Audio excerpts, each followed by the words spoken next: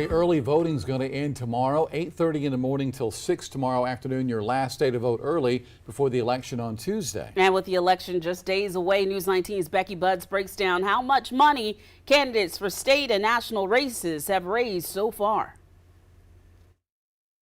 Before the November 8th election, an avalanche of mail, television ads, billboards, and yard signs are reaching South Carolina voters.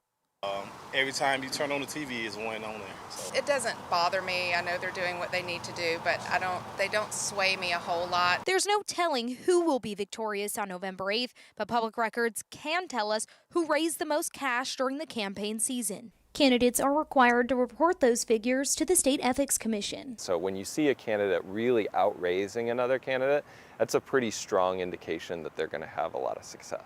University of South Carolina political science professor Joshua Myers-Gutbrod explains this year's midterms aren't as expensive compared to past years. This year we don't have a ton of super hotly contested races, so the spending is pretty much on par with what you'd expect for the state. The governor's race is the one where people are seeing the most ads on TV, and that's being fueled by more money for both campaigns. Republican Governor Henry McMaster's campaign has raised more than $7.6 million and has more than $2 million in cash on hand, while his Democratic competitor Joe Cunningham has raised $3.4 million and has $220,000 in cash on hand. Another statewide race getting attention is the Superintendent of Education. Democrat Lisa Ellis has raised $228,000 and has $39,000 in cash on hand, while Republican Ellen Weaver has raised $741,000 with $136,000 in cash on hand. This is what's being spent on a state house race.